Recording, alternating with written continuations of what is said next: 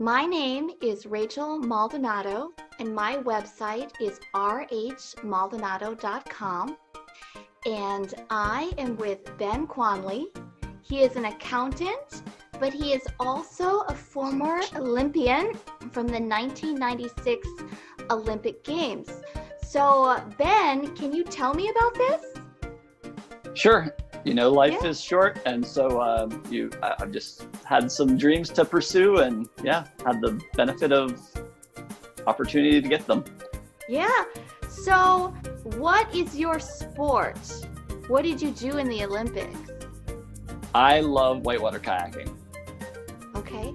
And how does this work with the kayaking? Is it you do it by yourself? The landscape? What goes into all this for the So sport? I competed in men's kayak Okay. for the Olympics in Atlanta, and then through the Sydney Games. And after that, I got married, and so I took up a tandem canoe because I could still compete at a high level, even though I didn't have the money or time to, dedicate to being at the very tip top of the sport. Yeah. And what do you like about kayaking? I've never Oh, done it. I just love the water. And are there any kind of rapids or any course that intimidates you a little bit, or you've never found a run that you didn't like? I think that's what I like about it. I feel like I'm in the zone when I'm in, sort of crisis situations like that. And so I guess I don't do my best work under mundane times. I feel like, I need that pressure of a little bit of a threat, a little bit of fear. Yeah. And other than the 1996 Olympics in Atlanta, what was your favorite competition type thing? Was it Um, that or something else? Two things come really to mind right away. I mean, one is that, we got the sport into the Paralympics. And while we were doing that, a young lady lived with me that was born without a leg. And she made it to the Rio de Janeiro games. And Oh, so to me, that was very special just because it kind of came full circle in, it was the connection of the Olympics, it was connection to, disabled sports. And it was also a personal connection because this young lady was like an adopted daughter. wow. So tell me, how did this start? What age did you get introduced to kayaking? It was really what my parents did when I first moved to the US to get me comfortable in the water here. I could be in the water, but not cold. And so as long as I was in the boat, I was happy. And it just kind of, snowballed. So how old were you? I was 5 when we came to the States. 5 years old. 5 years old from Guatemala. Exactly. Yeah, okay. So you started kayaking, you're very little, and then at what age did it start getting more serious, not just fun, but you started getting really good and entering competitions? It was kind of my tween years. My dad had, taught me some things, and then he had a friend that, told me that, if you want to succeed at life, you've got to really pursue your passion. And Yeah. so he really motivated me to take it to the next level. And how old were you when you started, taking it to the next level? I was 12. Wow. And then what about your first competition? How did that go? You're 12 years old. I mean, it was definitely interesting. I was just kind of starting to get some strength, and it was a super cold day, and I had made a little bit of money. I mowed lawns, and I bought this pile sweater, which was like a 1/4 inch thick. And when it got wet, it was so heavy that I could barely move. So my first run was terrible. I was super disappointed. But I took all of that gear off, and then the second run was super good. And that was where I met someone that, invited me to a training camp for spring break that year. And yeah, it kind of took off from there. Wow. And so, you had your first competition when you were 12, and then the next year when you're 13, what happened? Where did you start going with these competitions?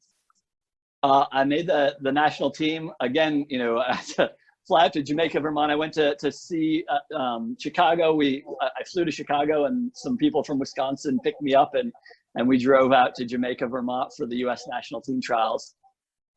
Wow, and you're 13 years old and you're going on all these competitions. What was that like? You're just a kid. Well, it was extra motivation. First of all, I learned how to save money because I didn't want to waste anything. I wanted every chance to get out the door. So, I would fly to different places where there were kids doing it or coaches. And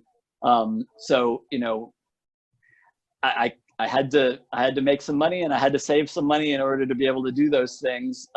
So a typical weekend would cost me about $20. A weekend like that was a couple of $100, and that was big money when you're a tween. Yeah. Oh, yeah, for sure. I think it's big money now, Right. but for my kid too. And so when you're 13 years old and you're starting to go on these, and you have a coach at this time as well. And so what happened right at 13? I know you have another bump in the road to your story as you started doing these competitions. Yeah, I mean, I really wanted to excel, and obviously the obvious goal was the Olympics. And so when I made the national team that year, I went to a training camp. I basically, my mom had a conference in DC, and so I took my lawnmower and I moved to DC and started knocking on doors, trying to get mowing jobs. And I was going to rent this room in this apartment from someone there near where the river was. Yeah. And then the World Championships happened to be in the US that year. And so I was going to get to go to a national training camp there. And I got crushed in a car accident on the way to the competition. And so instead of going to, kayak and, work my way through the summer, I was helicoptered to a hospital. Wow. Oh my goodness. And this was a serious accident. How long did it take you to recover before you could really start getting back into competitions? It took me 3 years to really get back in the boat again. And, obviously the whole time I was coaching people and going on trips just to kind of stay connected and motivated. But, I didn't actually do anything physically for those 3 years. And then I kind of slowly, was doing, obviously PT, and then I could do swimming competitions with only one arm. But I eventually got on a trip to Colorado. And so that was my first whitewater basically since that accident. And the very next month was the national championships, and everyone was just like, you have to go, you've been dreaming about this for all these years, you've got to at least see where you stand.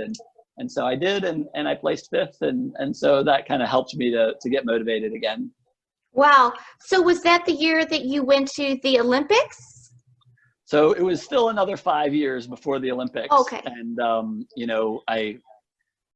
I obviously was still in a rough state. I wasn't walking very well, and I definitely couldn't run.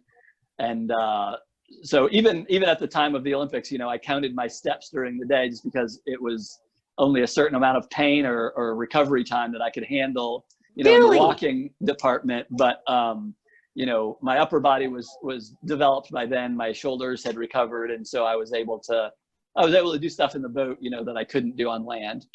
Wow. And so when you were at the 1996 Atlanta Olympics, how old were you? 21. 21. So you started at 5, and then you started competing at 12. You had the accident for 3 years, and finally you made it to the Olympics at 21. Yeah. Yeah. Oh my goodness. So then when you're thinking about that trip and actually getting to be in the Olympics, and you represented the country of Guatemala. Yep, yeah. That's where I was born. And unfortunately, I got kicked out of the U.S. After that. Politics being what it is, I had to pay the medical bills. They weren't happy that I made them pay the medical bills. They kicked me out of the U.S. and never let me compete in the U.S. Oh, So but you did make it to the Olympics, for Guatemala. it worked out fantastic. Again, I learned a lot in the process. I mean, I had to develop my own way and, register for my own competitions. And then, of course, it was extra difficult to get all of those T's checked and I's dotted. But yeah. But you made it. You were there and you competed. Yeah. Wow, that's incredible. And, when you're at these competitions, you're at the Olympics, what would you say is the main thing that you would tell people, the mindset, what you remember from that experience? I mean, the biggest thing for me was just enjoying that moment.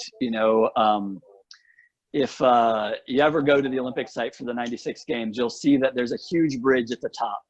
Well, that bridge wasn't really used in the competition. It wasn't really developed until after the competition. So I kind of had it to myself. And that's where I spent my time stretching and meditating and watching the competition and, just making sure my timing was right for, getting my warm-ups in and getting in the water. And, it really brought to bear that, there's always trials in life, but if you are really appreciating what you have at that moment, then you can make the most of it. And it's very easy, I think, to get caught up in the problems and forget about the opportunity. Wow, that's interesting. And then I want to ask, so with all this experience and you got to do something special that a lot of people will never experience, but what else? I don't know if there's anything more that you could do after the Olympics, but is there anything else that makes you feel alive? I mean, more than anything, it's helping others, Yeah. I mean, I really feel like going to the Olympics was a bit selfish. I needed it at the time, I had been crushed in that car accident. And so I just needed a goal. I needed a focus, but, I was never as motivated as when I was helping other people. The next Olympics, for instance, I was way, way better and doing, I was winning competitions, at every opportunity and not just kind of qualifying. And then I was spending 12 hours a day on the water coaching and helping other people. And so I really felt like my best progress was actually when that was going on. And then, of course, after that, the war started and I started working with amputees. And that motivated me even more. I mean, there's one thing to say that you have athletic pain. It's a whole other thing when you have medical pain. And so helping folks like that just gives you perspective and, just keeps you from being selfish. Yeah. So you competed in the Olympics when you were 21. Every Olympics since then, you've been coaching. And then you started this nonprofit to help people. Can you tell me a little bit more about that, the nonprofit? Sure. It was one of those things, initially it was just to get kids around my little brother to have goals and stuff. But then, like I said, very quickly developed with the wounded veterans who had survived things in the war that they never would have survived in any previous war. Yeah. And a lot of them just weren't happy about it. They weren't happy to be brought home in the condition that they were. They were adventurers and they wanted to, live that life. And it was a telling thing that I could share with them that, I was crushed in that car accident. And I truly don't believe I would have been tough enough to do what it took to make it to the Olympics if it wasn't for that process of going through the rehab. And so I can tell them with authority that their life might be better than it ever was before, not worse, for having had the, injuries that they sustained. So anyway, it's just kind of a stepping stone and they discover, what that means for themselves. You have credibility, because you can say, I did it. Right. Yeah. So what is the name of your nonprofit and how long have you been doing it? So I guess it's been 26 years now since the Olympics. Wow. We've got the Red River Racing Team, where I coach the kids, and then Veterans Adventure Therapy, where I take the wounded veterans out from hospitals. Wow. That is incredible. That is an amazing story. It's very special that you had the Olympics when you're 21, but it is also really incredible that you're touching all these lives with your nonprofit. It's been the blessing of my life for sure. I mean, I like to say that, if I had spent all my time trying to find the cool people that have come into my life, I couldn't have done it. But they found me, and it's been a miraculous journey. Wow. Well, Ben, that is incredible. And thank you so much for sharing your story. I love it. I think it's incredible. Well, thank you.